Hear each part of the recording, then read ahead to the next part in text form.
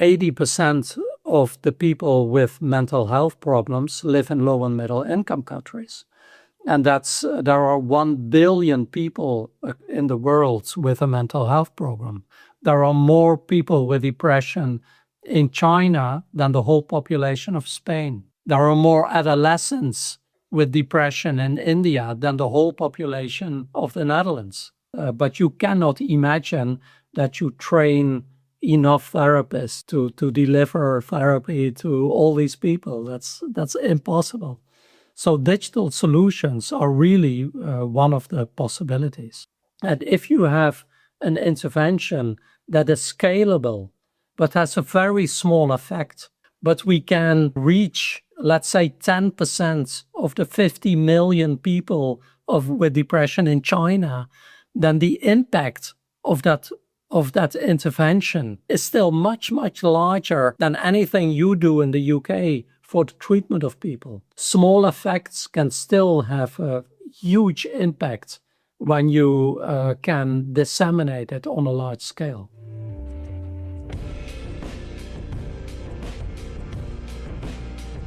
Hi everyone, welcome back to the podcast this week. My name is Anya and I'm a psychiatry registrar working in South London.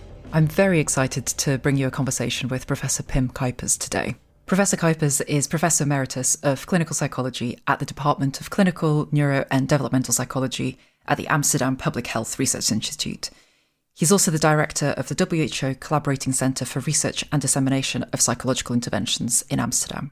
Now, Professor Cuijpers is an absolute authority on the conduct of research into psychological therapies, with today our conversation focusing on his work in depression. A lot of his recent work has involved conducting meta-analyses, which are amazing bits of research that pull together all of the other existing studies that there are in a field in order to draw some quite firm and strong conclusions about what the state of the field is. So our conversation today starts off a little bit technical to explain what meta-analyses are, what they involve, how his team conduct them. And from there, we go into thinking together about what meta-analyses can tell us about psychological therapies in depression, what is known, what isn't known, and from his position of expertise, what should be the focus of future research and perhaps where should energy actually not be focused. I really hope that you enjoy this conversation. And as always, if you found it useful, I'd love it if you could share it with someone else who you think would find it interesting. If you could give us a rating or a comment, as this really helps other people to find us. And now sit back, relax, enjoy. You have found the Thinking Mind podcast. Here you can access conversations all about psychiatry, psychology and self-development, which should be accessible to all. Hello, Professor Cuijpers. Thank you so much for joining us on the podcast today. You have done amazing research when it comes to psychological therapies, understanding what works, some of how it works, what we can do to improve things. And I hope that today we can have a conversation about what the treatment of depression looks like and how we can improve it as we think ahead to the future. But to begin with, to start to delve into your ideas, your research focuses really on using sort of big data sets, pulling data together that from trials and studies that have been done in the past to really get an overview of what's happening in the field. Why is this direction that you chose to work? Why is this the way that you decided to address the question of psychological therapies and how they work? Well, it's not the only research I've done. I'm retired now, and now I only work in getting all these data together. But before I retired, I was involved in, I think, about 80 randomized trials myself. And I've done a lot of research in global mental health, in mental health in college students, in epidemiological research. So it's not only that I've done this, I've done a lot of more research.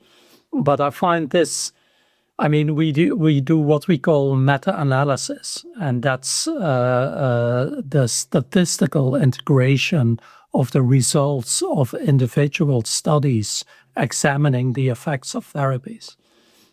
The problem with these studies is that they don't have all the same outcomes. If they would have all the same outcomes, then we wouldn't have to integrate them. But they vary. And so if you have a lot of studies in a specific field, you cannot just look at these studies and say, okay, this works and these are the effects, etc. You have to integrate them statistically. And I've done that a lot. And there are now so many trials for psychological treatments of depression, there are more than 1,000 randomized trials. And so it's impossible to look at these trials and say, okay, it works and these are the effects and it works for these people and not for these people. And so you have to do that meta-analytic work. And now it's there are really very randomized trials, so more than 1,000. But there are now also all kinds of meta-analysis. So the number of studies integrating all these studies is also becoming so big that we need to step up, so to say. We have to, what we did from trials to meta-analysis, we now have to do that with meta-analysis to the next step. And that's what I've been doing. And I like that because it gives an overview of the whole field. So what we do is we systematically collect all these data every 4 months. We extract the data so that we have a complete overview of what can be known from all these trials. And so I think it's the best resource of knowledge on psychological treatments. What in your view makes a good meta-analysis, or how do we do them better than some of the things that exist? Well, basically what you do is you pool the effects you find for a study and you calculate a mean. That's basically what you do in a meta-analysis. But it's a bit more complicated because some studies are very large and some studies are very small.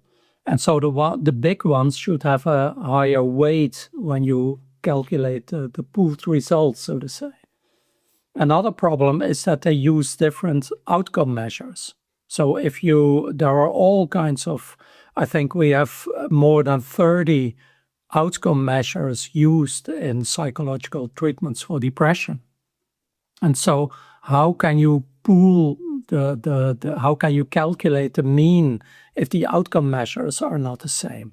And so what we do is we calculate, and then it becomes a bit technical, we calculate the standardized mean difference. And that indicates the difference between the treatment and the control group in terms of standard deviations. And these are the two basic principles of what you do in a meta-analysis, that you standardize the outcomes and you pool the outcomes according to the size of the study. And then that's the basics, but over time the methods have become so sophisticated that there are all kinds of things you have to analyze in a study. For example, what do you do with negative studies that are not published? And how do you estimate that? And what do you do with all these studies that are so different that we call that heterogeneity? How do you handle all these differences in a meta-analysis? And so that kind of thing there are so many methodological and statistical developments that's too complicated to explain. But the basics are still the same. So pooling the outcomes based on the size of the study and using a standardized outcome.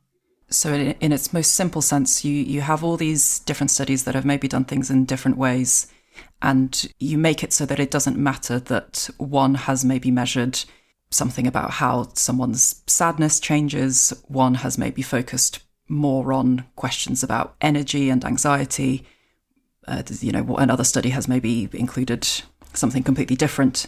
But because in each study you can compare the difference within the study? That's what helps you make... No, I mean, depression is measured with all kinds of different measures. And the exact questions are different. But it's not about anxiety or quality of life or social support. These are really different measures. So all the main outcome measures, they measure depression, but they use different questions to measure it. And even though those questions are different, by doing the standardization, it means that actually you can get an idea of what's happening with each treatment at each time. Okay. So let's talk numbers. When we look at psychological therapies and depression, what is it that we know about how well they work, how well they get people better? Well, they are definitely better than doing nothing. That's very clear. And so when we examine the effects of psychological treatments, we have to compare them with a control condition where people get nothing. That is a bit problematic because what is doing nothing? One way is to put people on a waiting list, and then they will get a treatment within 2 months. Or you can compare it with the usual care that people get. Or you can, for example, give them a pill placebo like you do in drug trials. And all these different control conditions have an impact on the effects that you find. And so one problem with talking about the effects of psychological treatments is that they are always reported in terms of the standardized mean difference. And I just already said that a little. That's a bit of a complicated concept. It is the best way to examine the outcomes because it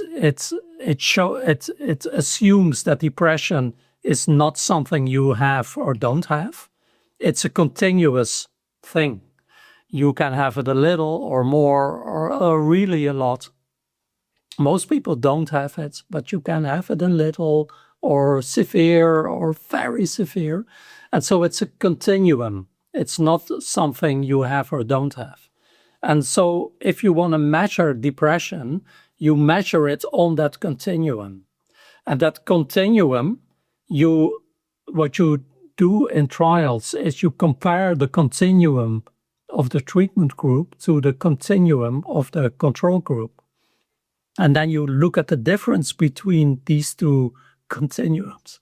And that's you report that in terms of the standard deviation. So when you have an effect size or a standardized mean difference of 0.5, that means that the treatment and the control group differ 0.5 standard deviation after treatment.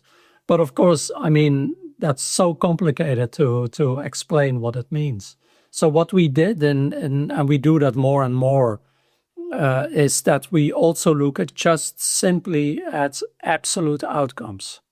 So how many people get better and how many people are completely recovered after treatment. How many people get worse, because that also happens. And so if you look at these numbers, but statistically, you have to be very careful with that. So that's why a lot of researchers don't do it, because it's statistically too complicated to do that. But it's so important to have these absolute outcomes. So, well, basically, when you get therapy, the most used absolute outcome is a 50% symptom reduction. So when you take your baseline depression score, and when somebody responds, that baseline depression score is 50% after treatment than it was before treatment. So that's treatment response. And when you look at treatment response, that's about 42% of people who respond after psychotherapy for depression. And in the control groups, so in care as usual or waitlist control groups, that's about 16 or 17%. And so the net benefit of getting treatment is roughly 25%. If you look at placebo control groups, so in drug trials where people get psychotherapy or a drug or a pill placebo, the response rate, so the 50% symptom reduction, is about, I think, 31%, or it can also be 32%, but something like that. Yeah, so these are the outcomes. And then you have remission when people are completely recovered. So there you cannot differentiate them from the general population. That's about 25% after treatment. And I think it's about 12%. I don't have the exact percentages, so it could be different for 1 or 2%. But in the control groups, that's about 12%. And then you have the people who get worse. That's about 5% in the treatment groups. But fortunately, that proportion of people getting worse is much lower in the psychotherapy group than in the control groups, where it is about 10 or 11%. So there are people who get worse during therapy, but that number is smaller than the number of people who don't get treatment. There are more people who get worse. Good. That's good news.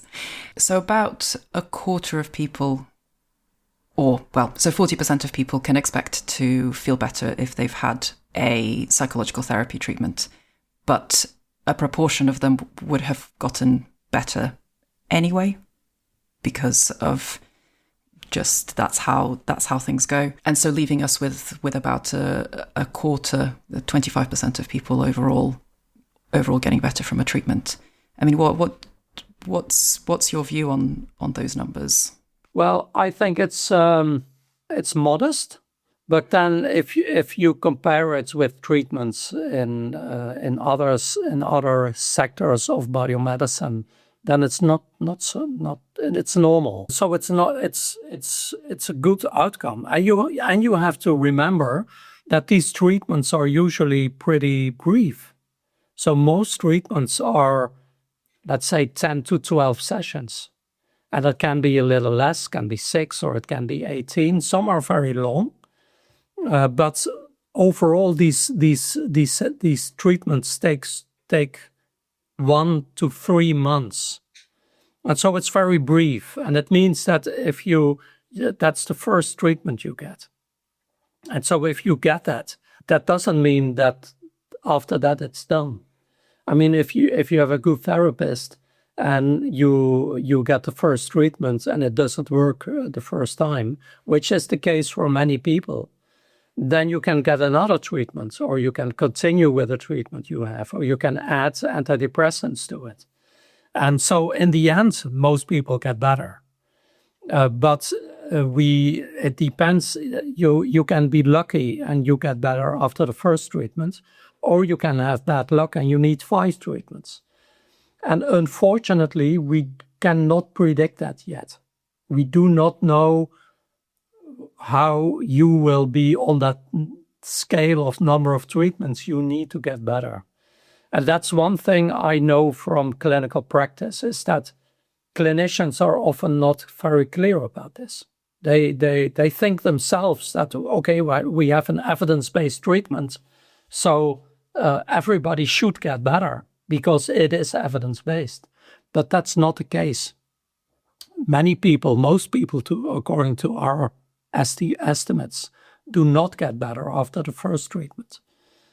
So it's much better to know as a patient from the beginning that you can be lucky and you get better with the first treatment, relatively lucky and you get better with the second treatment, or you can have bad luck and you need multiple treatments to get better. My understanding is that what we know so far is that there doesn't seem to be a huge difference between what kind of psychological therapy you get when we sort of look at these big data sets. But do we know anything about, on an individual level, is there a possibility that an individual person might respond better to something rather than other, or that certain symptoms might respond better than others to a certain kind of therapy? Do we know anything about that level of personalization? Well, briefly, no. We don't. And there is a lot of research going on to try to disentangle that. But unfortunately, we do not know that. And it is true that most psychotherapies are effective for depression, but we can examine that only in the therapies that have been examined sufficiently.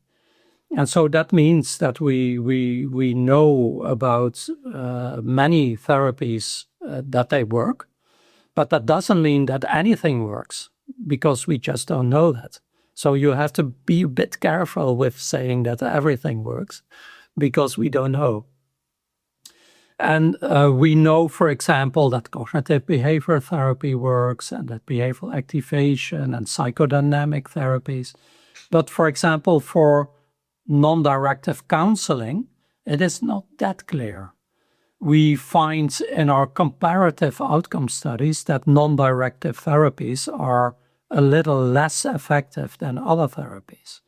But that's also because they're often used as a control condition. So instead of waitlist care as usual, these studies use counseling as a control condition.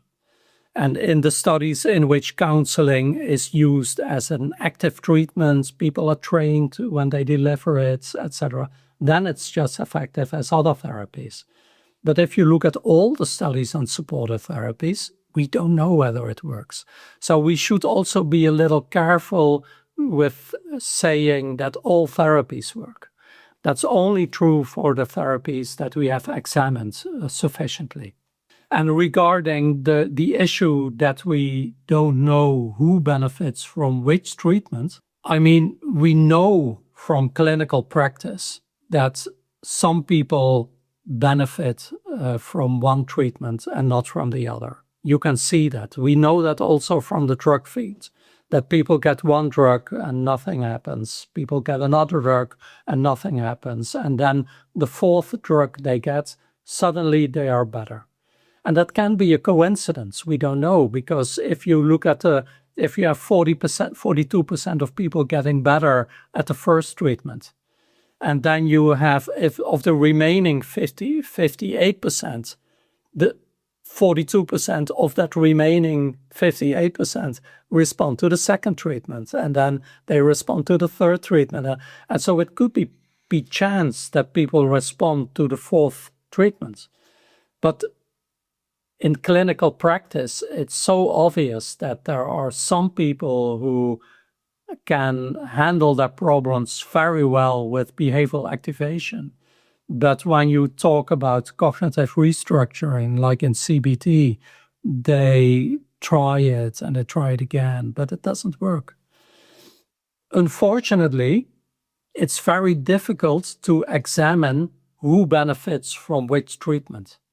And so all the most randomized trials of the thousand that have examined the effects of the psychological treatment of depression, they have enough patients included to examine if the therapy works.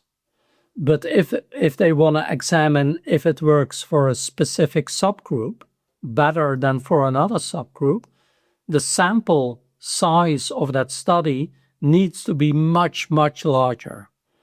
And that can easily be 10 times as big.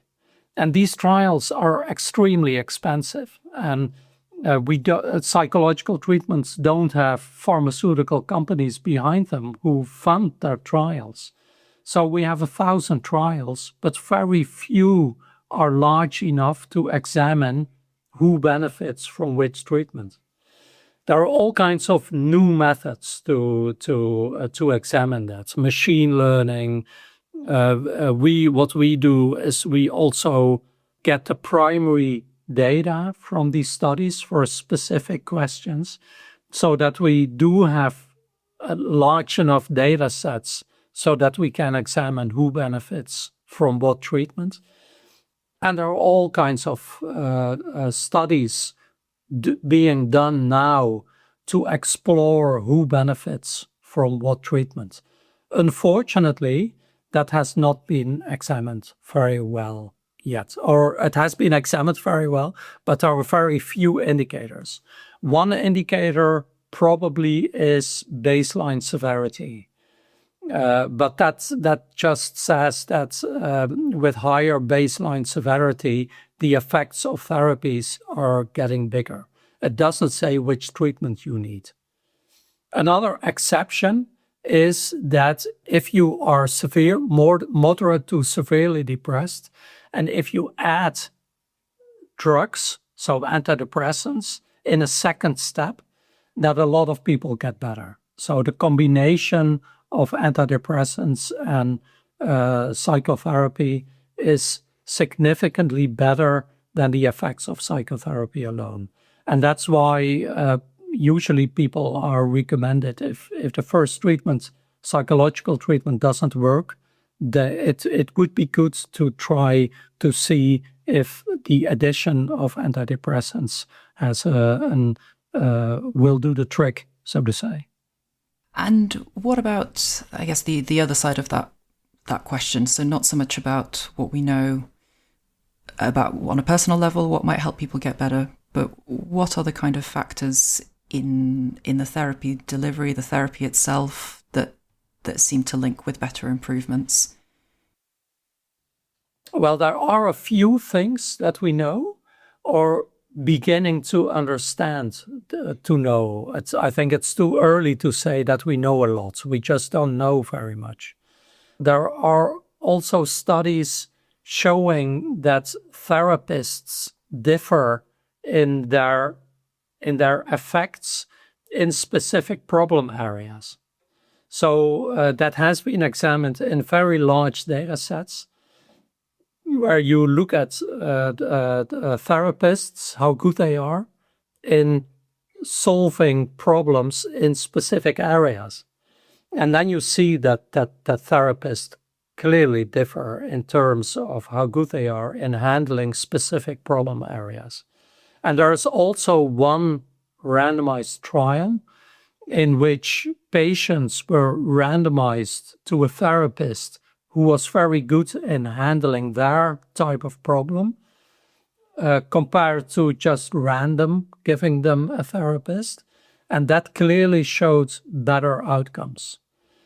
But that's one trial, and that's based on analysis of big data sets of trials and therapists. But that has not been yet translated to the use in regular routine care.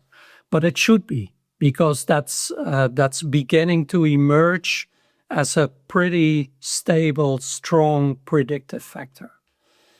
Another thing that we find is that the frequency of sessions is related to the outcome. So it's not so much the number of sessions, strangely enough. It doesn't matter how long, how many sessions you get. The therapy works regardless of the number of sessions, the total contact time between you as patient and the therapist. But what does matter is the frequency. So if you have 2 sessions per week, that's better than 1 session per week. We clearly find that in meta-analysis, but we also did a new randomized trial in which we randomized patients to 1 session a week or 2 sessions a week, and we confirmed that 2 sessions per week is better. Another thing that can improve the outcomes is getting feedback from patients regularly. And if you do that systematically and you discuss it with patients, then we see that the effects are not very much, but they are significantly better than if you don't get systematic feedback from patients now and then. To go into those a little bit more, I mean, what are your hypotheses for why more than 1 session a week may make such a difference? Well, we don't know. I mean, that's true for all randomized trials. You find that this is the outcome. So we find that 2 sessions per week are better than 1 session, but we don't know why.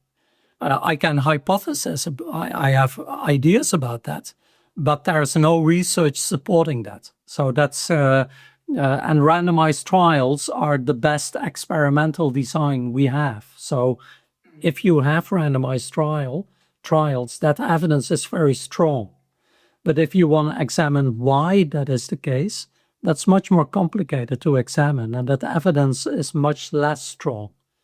But if you ask for the frequency, I mean, I think what happens if you go to a therapist as a patient, and that therapist says to you, okay, your problems are very serious, and we're going to work on it 2 days a week, two times a week.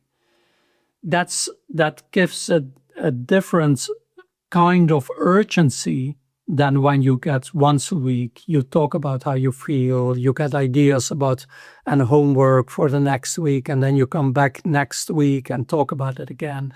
But if you go there twice a week, there's no way you will be able to forget it or to let things go on as they usually do, because you have to go there. That urgency is there. And I think that's good for patients. It also gives hope, because patients are forced to work on it very hard and go back again later this week. And yeah. So something about the learning and almost the speed of the behavior change that might occur. Yeah, and the pressure. You have to do something. But also the hope that something will change, and the expectancies that something will happen soon, because you go there twice a week. And when it's a case of the therapist being better able to handle the person's problems, could you give an example? I'm trying to picture exactly what that looks like and what it might mean for a therapist who can't solve the problems or who can solve the problems. What are the kinds of things? Yeah, so I don't have the problems for which people go to therapy. I mean, they go to therapy for depression because of depression. That's obvious. But in addition to that, they can have all kinds of different problems, like interpersonal problems, relationship problems, problems at work. They have personality problems. So the kind of problems associated with the depression can vary considerably. In the studies examining that, they have used different types of way to categorize that. I don't have the exact categories in front of me, but they usually do that empirically. So they look into their own data sets, look into the problems that people report, and then try to classify them. And that's that's what I said. That can be done in all kinds of different ways. Like you also have comorbid problems, like you also have anxiety, or you don't sleep well, or things like that. I mean, something that I was quite interested that you've spoken about before is the benefit of digital interventions and the how useful delivering therapy online still is, how good it still is to do things like self-help, which in my professional experience, patients are often quite dismissive of or disinterested in. They feel like they're getting a raw deal if what you offer them isn't a in-person, face-to-face therapeutic encounter. But actually the research tells us something quite different. Is that right? Yeah, and I think it depends on the patient you you speak to. There are also a lot of people who don't want to go into therapy at all, because it's the stigma, because they don't want to talk with a therapist. My colleague who I worked with a long time ago, Isaac Marks, who was one of the pioneers in this area. He worked a long time in London in the UK. He said a computer has no eyebrows. And I think that summarizes very well that some people want to talk to a person, and other people exactly not. They want to do it on their own when nobody sees it, when they can do it in their own time. So it's not either or it's not the same thing. If you look into clinical practice, it's also different. It's not that patients don't want it. If you as a therapist says this is the best treatment, patients will not be that dismissive.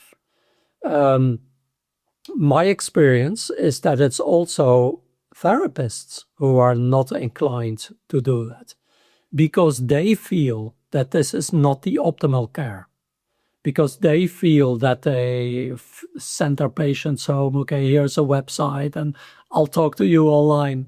But patients are not always, I mean, of course there are patients who just want to talk with people and don't want anything to be done with the internet. But many patients are not completely negative about it.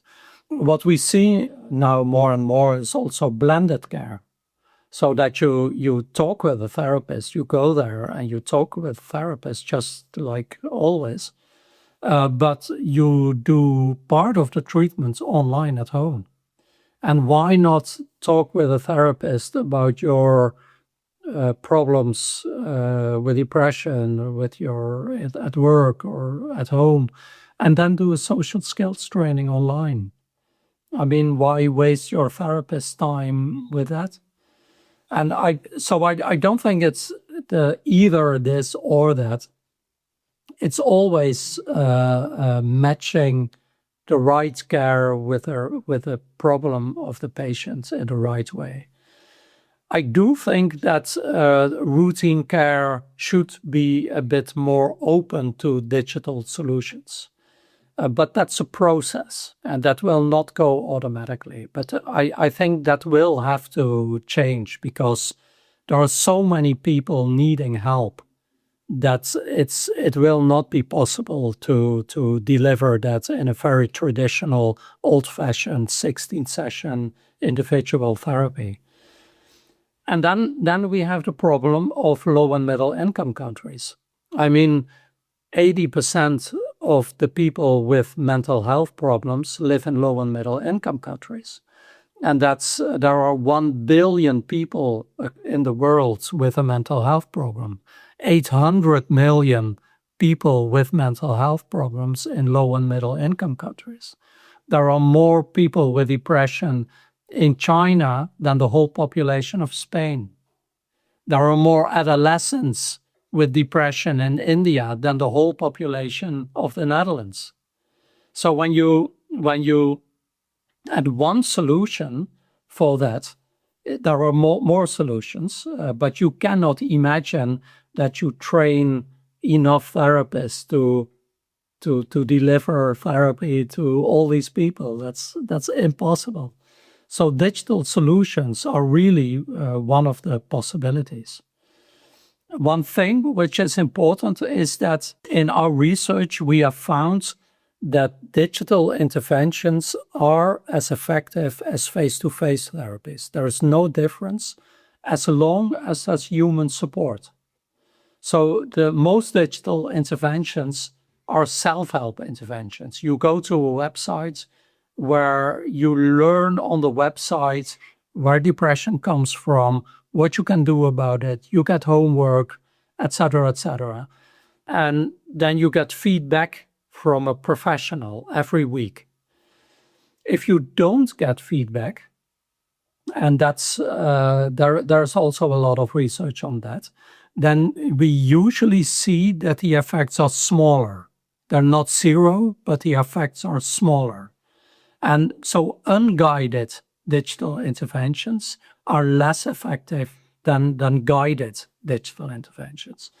And you must remember that the guidance delivered during digital interventions, it's much less than face-to-face therapy. And it doesn't have to be delivered by fully trained clinicians. We work with clinical psychology students who are trained for a couple of days, and they deliver the support during the digital interventions very well. So guided interventions are more effective than unguided interventions. But when we look at low and middle income countries, we do not see that difference between guided and unguided interventions. So that makes the possibilities of using digital interventions in low and middle income countries, that's really one of the big opportunities to get help to people who may benefit from it. And that goes hand in hand by the increasing number of people having smartphones. I don't know the exact number, but I think it's above 80% of the world population now who has a smartphone. And so we did, for example, one trial in Lebanon where we delivered guided self-help interventions through the smartphone to people living in Lebanon. And we did a separate trial in Syrian refugees living in Lebanon. And it just worked. And so we're now implementing it on a national scale, because you can implement these things without having an office. You can just do that digitally. Yeah, so I think there's a lot of possibilities. I also must say that when you think of getting therapies to people, there are two things. First, also in high-income countries, there are many people who don't get treatment. I mean, there are 200 million people with mental health problems in high-income countries, but less than 50% of those get therapy. And that's not only true for these 200 million people, include all mental health programs. But if you only look at depression, for example, in most high-income countries, not more than 50% of people get treatment whatsoever. And that's often treatment from not highly trained clinicians. And then if you look at specific target groups, they often, the uptake is much lower. So for example, in older adults or in student populations or in adolescents or in minority groups or in people with lower socioeconomic groups, the uptake of therapies is much, much lower than that 50%. So actually, if you look at it, psychological treatments are only for a few high-income groups in high-income countries which are not marginalized in any way. That's the people who get therapy. And then the people going into therapy can say, okay, we only want face-to-face therapy. But we also should think of that more than 90% of the people who don't get treatment, but who could benefit from it. And then you have to think in a completely different way. So then you have these enormous numbers of people with depression in China and India. And if you have an intervention that is scalable, but has a very small effect, so let's say that the 25 benefits of therapy we find in our studies, suppose we can reduce that is reduced with a new intervention to 5%. But we can reach, let's say, 10% of the 50 million people with depression in China, then the impact of that intervention with a very small effect size is still much, much larger than anything you do in the UK for the treatment of people. So small effects can still have a huge impact when you can disseminate it on a large scale. So these are all considerations you have to take into account when you think about digital interventions. It's not just for the people who go into therapy and who don't want digital therapies. It's the use of it and the benefits can have a much broader benefit, so to say.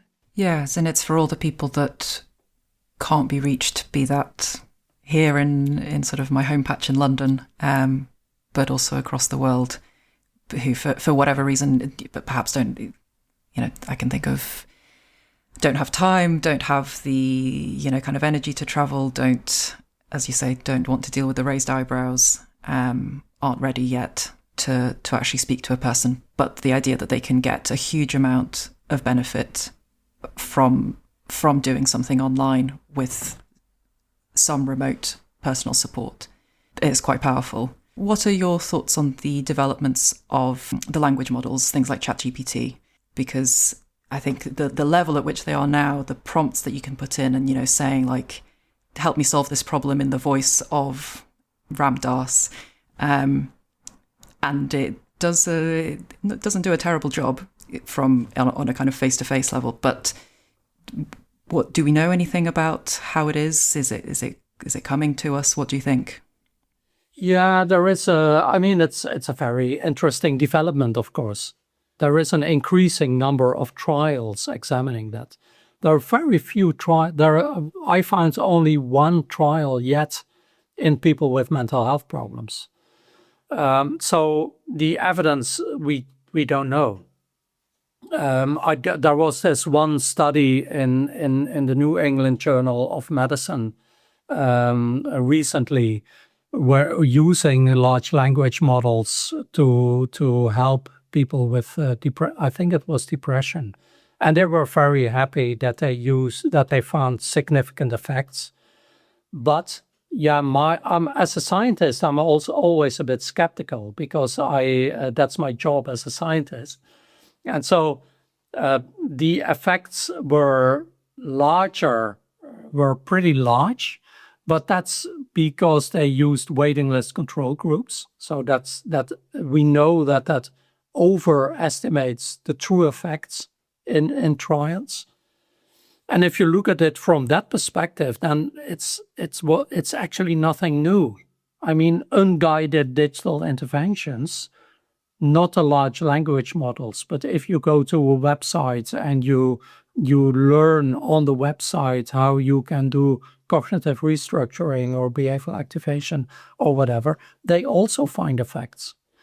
And this study was, in that sense, nothing new because it's an unguided intervention and it had effects which are comparable, which we find for other unguided interventions. So yeah, it's interesting, but it's not yet so clear that it will definitely improve the outcomes. And so one problem we have with psychological treatments is that we find comparable effects for all therapies. There are no therapies which are better. We find no superior effect for the treatment format. So you can do it individually, in groups, by telephone, digitally, guided. That doesn't matter. The effects are there, and it's the 42% of people getting better. And I doubt whether when you use large language models, whether you can improve that. I don't think so. I don't think that it works that way. I would be very surprised if a computer can do that better than a person. I doubt it.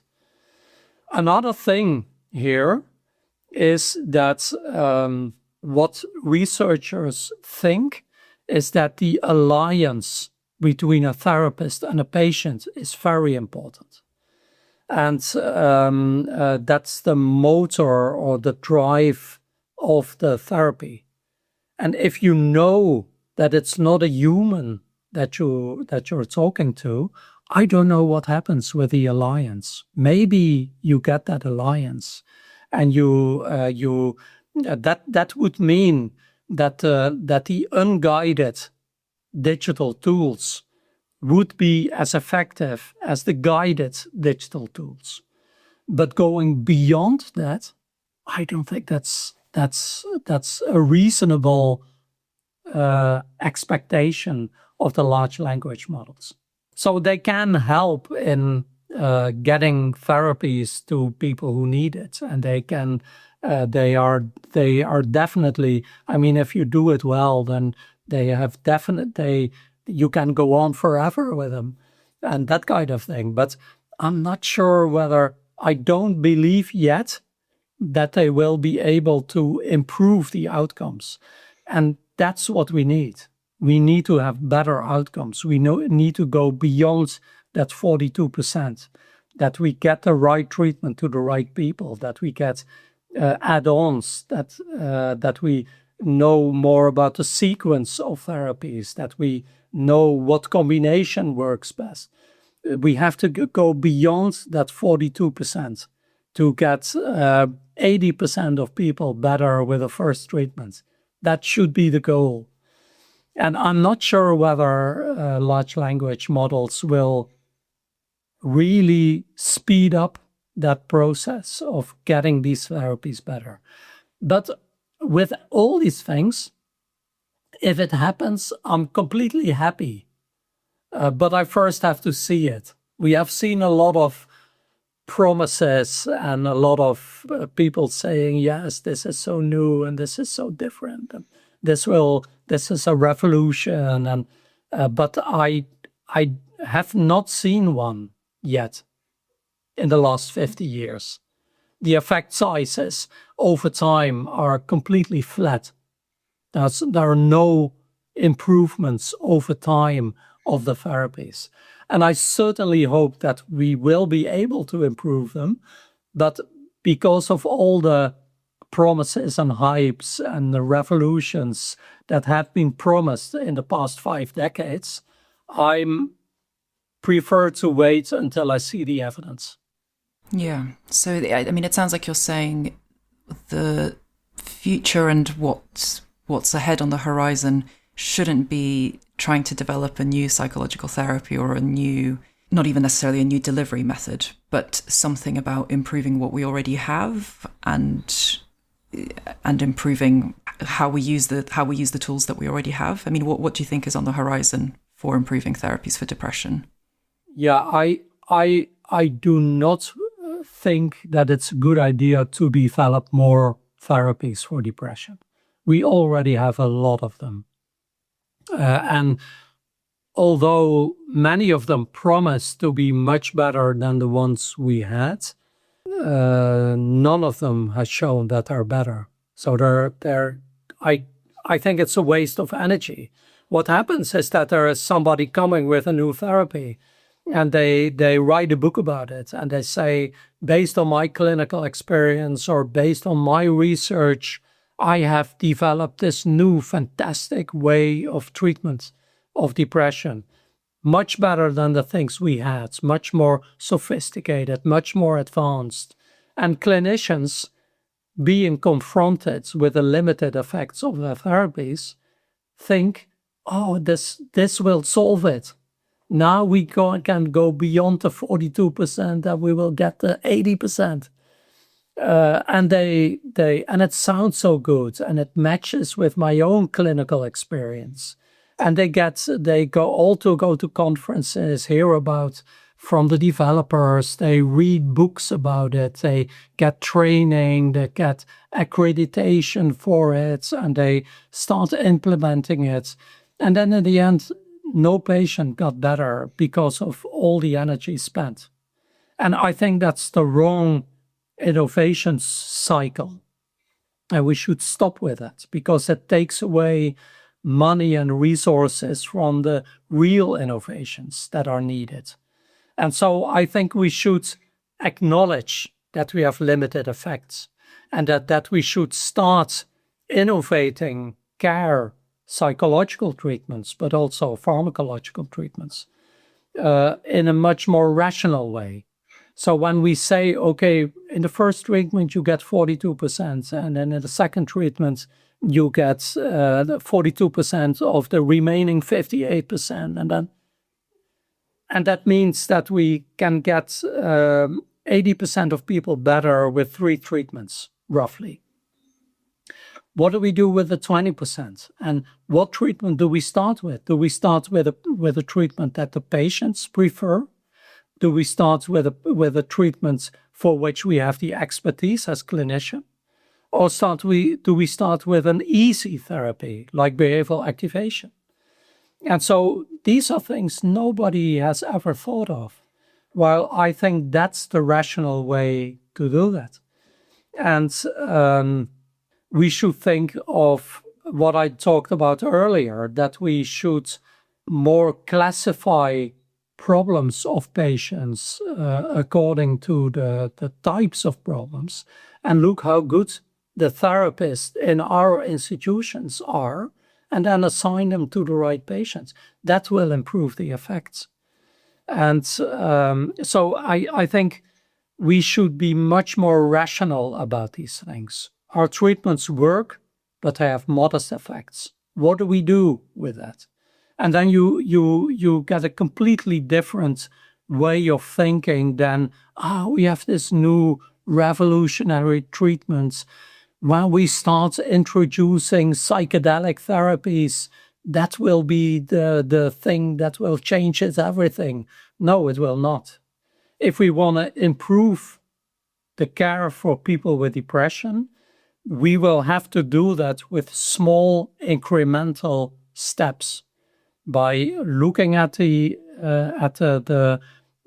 order of therapies, looking at the combinations of therapies, looking at matching of therapies of therapists with patients, doing more research with machine learning to explore who benefits from which therapy. And these will all be small incremental steps moving us away from these 42% to the 80% that we want. When you talk about combination therapies, what would that look like? What are the kinds of ideas that are being tested or that you're thinking about? Well, usually combination therapy is the combination of psychotherapy with pharmacotherapy. We know a lot about that. And we know that at the short term, psychotherapy and pharmacotherapy have comparable effects. So you can either take any of them, and the effects are comparable overall. But the combined treatment is better than either of them. But if you look at the longer term, then it's very clear that psychological treatments are better. So if you get therapy once, so you get not one session, but one psychotherapy for 8 or 12 or 16 sessions, that's better than taking antidepressants for a whole year. So after 1 year, that one-time psychotherapy has better outcomes than taking antidepressants the whole year. But if you look at combination therapy, that's the best. That's better than pharmacotherapy, but it's also better than psychotherapy. And so it's a very large study we did a couple of years ago in which we found this. And that was also the reason why the WHO, in their updated guidelines, now say that you should not give antidepressants without psychotherapy, if that's possible, of course.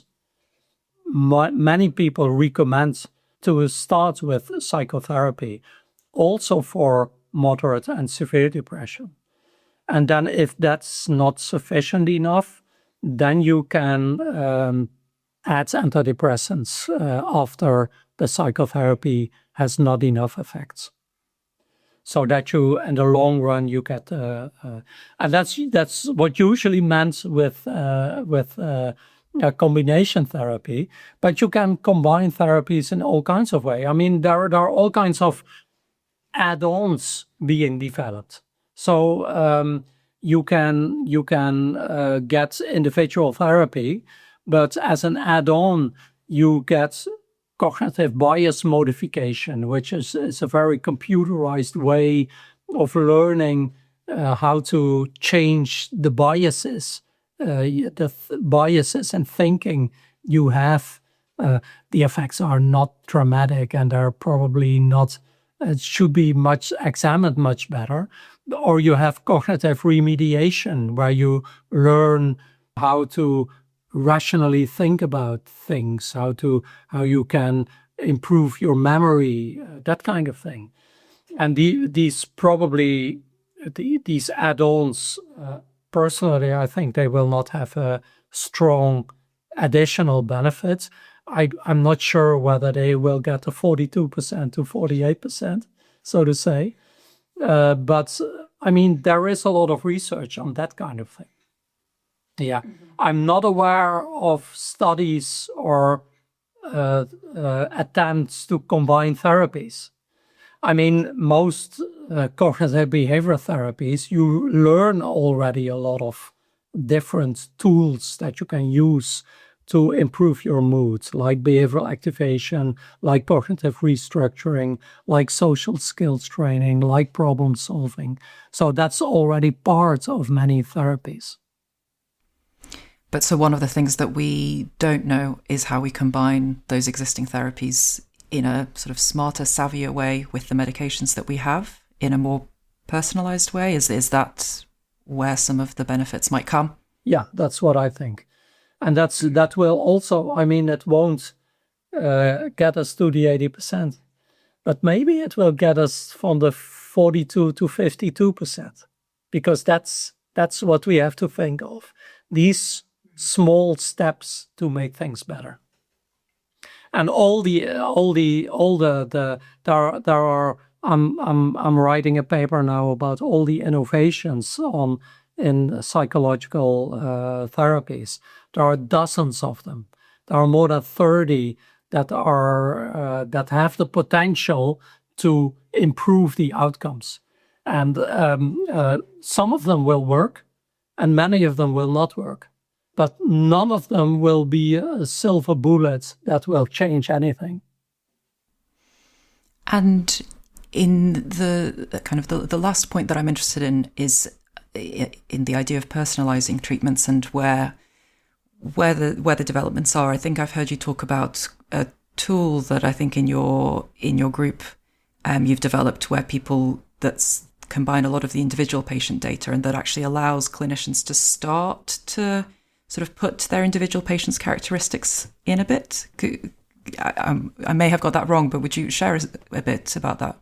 So we have these 1,000 randomized trials. And we have done more than 100 meta-analyses looking at these studies. But what we also do is we look at what we call individual patient data meta-analysis, that we try to collect the primary data from these studies and make one big data set and then examine them. And that does allow to look at personalized outcomes, so to say. But we have done that for specific comparisons. So, for example, we have them for digital interventions for depression. I think there are more than 100 trials, and we have the data from them. And so then we can look at all these outcomes, and we have done that. And we have, for example, also data on CBT, cognitive behavioral therapy trials comparing cognitive behavioral therapy with pharmacotherapy, and combined pharmacotherapy and cognitive behavioral therapy with pharmacotherapy alone. And so we do all these IPD meta-analysis to examine predictors. And the outcomes we find cannot be generalized to psychological treatments in general, because we look at specific sub-questions, so to say.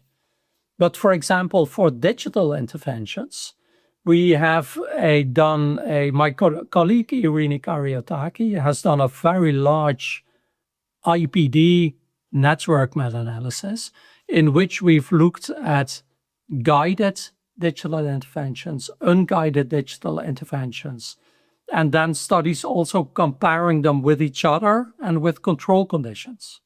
And then you can see which individual benefits from guided and which from unguided interventions. And so we have made models, and you can, if you read the papers, there are models on the web where you can go and you can fill in the characteristics of a patient, and you can see what that patient will benefit from. And overall, we find that in mild depression, unguided interventions are as effective as guided interventions. And only when depression gets severe, then guided interventions are more effective than unguided. But these are all what we call indirect findings. If you really want to transfer that to routine care, you have to do a new randomized trial showing that the personalized treatment is better than a standardized treatment. And that has not been done. And what I said about these IPD meta-analysis, that's a ton of work. There are huge projects and lots of work. And that's the problem with all these machine learning and artificial intelligence trials trying to examine who benefits from what. There is a lot of research, but to have these robust outcomes that can be transferred to routine care, that costs a ton of work, a ton of money, and lots of research, and we're not there yet. But there is definitely progress, and I mean that kind of thing that we do these IPD network meta-analysis and looking at all who benefits from what, that has not been done before, and so there is a lot going on and a lot, but. As I said, before we're certain, okay, by personalizing it through this tool, we can go from 42 to 48%. We're not there yet. So if anyone is listening with a ton of money, investing in some trials that are testing the personalization, testing how to sequence therapies, testing how to combine therapies, would that summarize your prescription, or would there be other things that you think the future of psychological therapy needs? No, I think there are now very large trials. So it's not that enough. There is a lot of research going on, also with a lot of money, and we need a lot of research in all these different types of innovations. And in all these more than 30 innovations, there are people working on it. So money alone won't solve it. It's also a rational research agenda, realizing there is no silver bullet. We have to work on each of these small areas, which takes a lot of research, money, and resources to make these small incremental steps. So I think that's the most important thing. And then if you look at it from that perspective, it's actually very easy, because then you can make a rational research agenda for all these 6, 8, or 10% that we can improve the outcomes. And you can say, if you would have limitless amount of money, you can say, okay, in 10 years' time, we're going to examine 25 of these innovations and see how much percent they can get up to the 42%. And then we're there in 10 years' time. Professor Cuijpers, thank you so much for your time. If people want to hear more about your work, follow you, hear more your thinking, where would you point people to?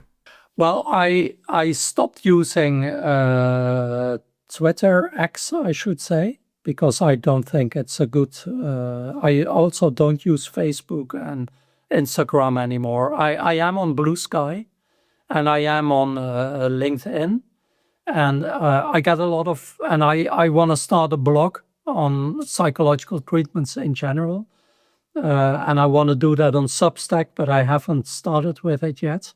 But I will do that in the coming 6 months. And I think if you want to know something, just send me an email and I'll be happy. I get a lot of emails from a lot of people, patients, clinicians, researchers, and I usually try to respond to them all. Thank you very much. Thank you so much for speaking to us today. It's a pleasure to meet you. You're welcome.